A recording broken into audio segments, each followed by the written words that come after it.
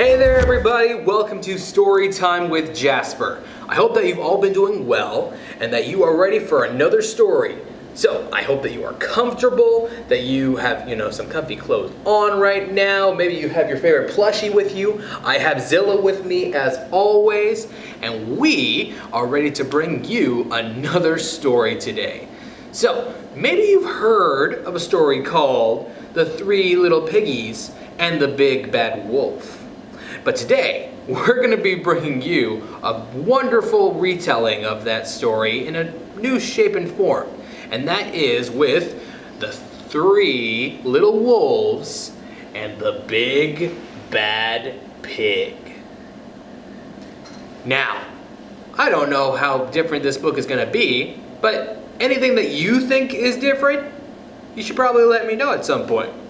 Otherwise, I think we can go ahead and jump right into this story. You ready, Zilla?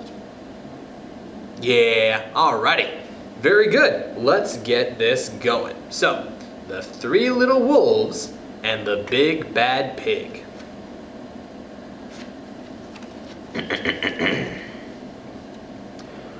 Once upon a time, there were three cuddly little wolves with soft fur and fluffy tails who lived with their mother.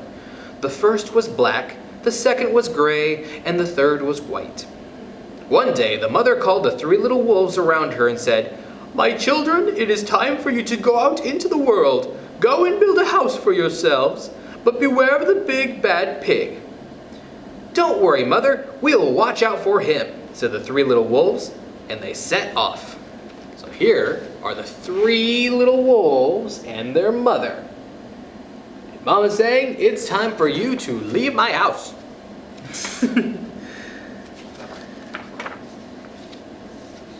So, the three little wolves, soon they met a kangaroo who was pushing a wheelbarrow full of red and yellow bricks.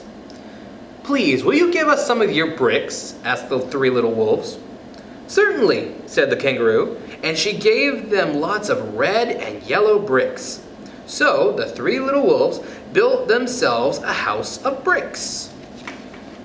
So check it out. This kangaroo is so nice.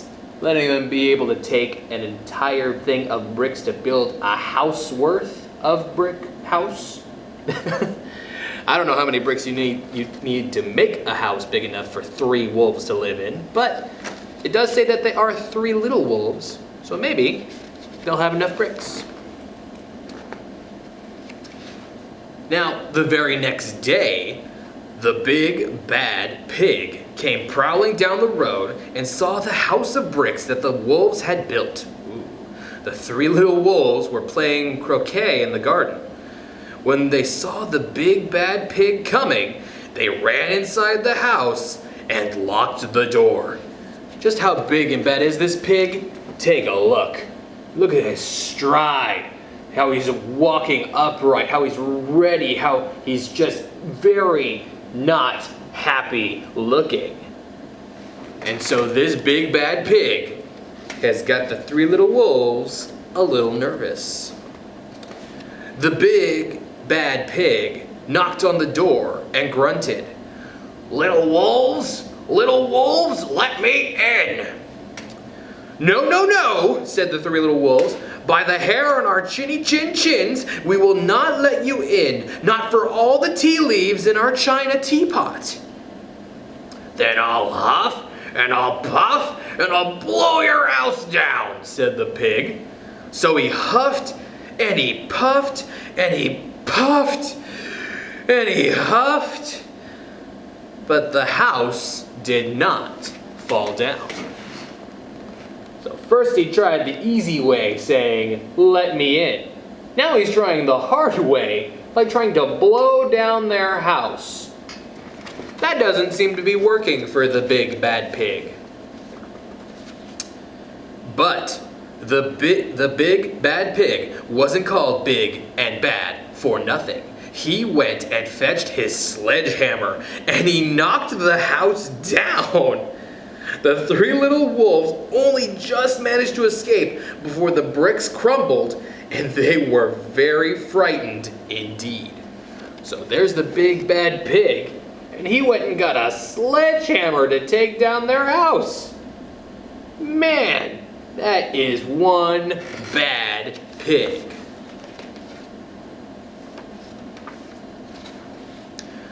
We shall have to build a stronger house, they said.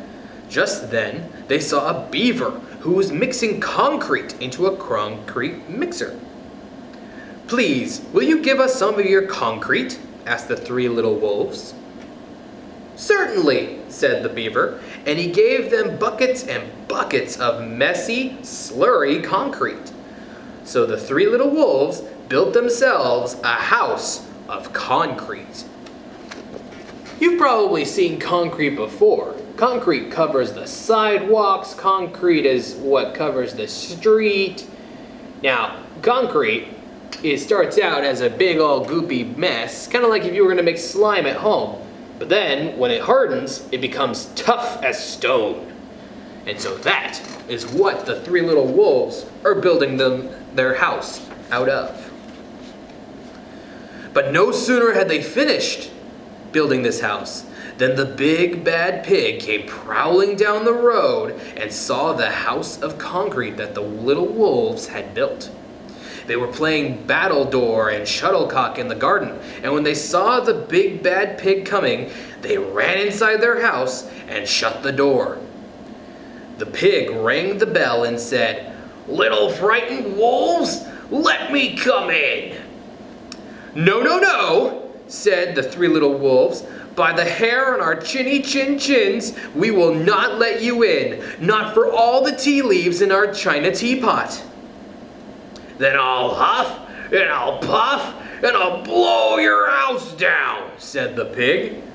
So he huffed, and he puffed, and he puffed, and he huffed, but the house didn't fall down. If you take a look, I don't think blowing on a house made of concrete is gonna make that house come down. So the big bad pig, he's out of luck. He didn't knock his house down. But the pig wasn't called big and bad for nothing. He went and fetched his pneumatic drill and smashed the house down. The three little wolves managed to escape, but their chinny chin chins were trembling and trembling and trembling. What's a pneumatic drill? It's that. Look at that, he's tearing down their house and they just barely managed to escape. This is one big, bad pig. We shall build an even stronger house, they said, because they were very determined. Just then, they saw a truck coming along by the road carrying barbed wire, iron bars, armor plates, and heavy metal padlocks. Please, will you give us some of your barbed wire, a few iron bars, and armor plates, and some heavy metal padlocks? They said to the rhinoceros who was driving the truck. Sure, said the rhinoceros, and he gave them plenty of barbed wire, iron bars, armor plates, and heavy metal padlocks. He also gave them some plexiglass and some reinforced steel chains because he was a generous and kind-hearted rhinoceros. That's a lot of free stuff. So the three little wolves built themselves an extremely strong house. It was the strongest, securest house one could possibly imagine. They felt absolutely safe. Look at that. This rhinoceros is giving them all kinds of free stuff, to the point where they built the most secure house that anyone has ever seen. I don't know what the big bad pig is going to be able to do to get through that, because the next day, the big bad pig came prowling along the road as usual. The three little wolves were playing hopscotch in the garden. When they saw the big bad pig coming, they ran inside their house, bolted the door, and locked all 37 padlocks. The pig dialed the video entrance phone and said, "Little frightened wolves with trembling chins, let me come in." "No, no, no," said the little wolves. "By the hair on our chinny chin chins, we will not let you in. Not for all the tea leaves in our china teapot." "Then I'll huff, and I'll puff, and I'll blow your house down," said the pig. So he huffed, and he puffed, and he puffed, and he huffed. But the house did not fall down. But the pig wasn't called big and bad for nothing. He brought some dynamite, laid it against the house, lit the fuse. They didn't let him in the first time. Where is he finding all this big bad stuff? He went and found some dynamite, lit the fuse, and the house blew up. The three little wolves just managed to escape with their fluffy tails scorched. Look at that. Boom. That is one big, bad pig. You know, something must be wrong with our building materials, they said.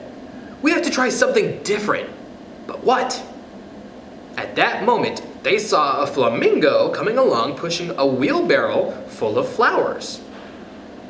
"Please, will you give us some of your flowers?" asked the little wolves. "With pleasure," said the flamingo, and he gave them lots of flowers. So the three little wolves built themselves a house of flowers. This is a very different take on how they are going to build a house. That would probably be a very colorful house, but I wonder what the big bad pig will have to say about it. You see, one wall of the house was a wall of marigolds, one of daffodils, one of pink roses, and one of cherry blossoms. The ceiling was made of sunflowers, and the floor was a carpet of daisies. They had water lilies in their bathtub and buttercups in their refrigerator. It was a rather fragile house, and it swayed in the wind, but it was very beautiful. The next day, the big bad pig came prowling down the road and saw the house of flowers that the three little wolves had built. He rang the blue bell at the door and said, "Little frightened wolves with trembling chins and scorched tails, let me come in." "No, no, no," said the three little wolves. "By the hair on our chinny chin chins, we will not let you in, not for all the tea leaves in our china teapot." "Then I'll puff, and I'll huff, and I'll blow your house down," said the pig. Look at this wolf is in his little bathtub full of water lilies. But now, they're trembling.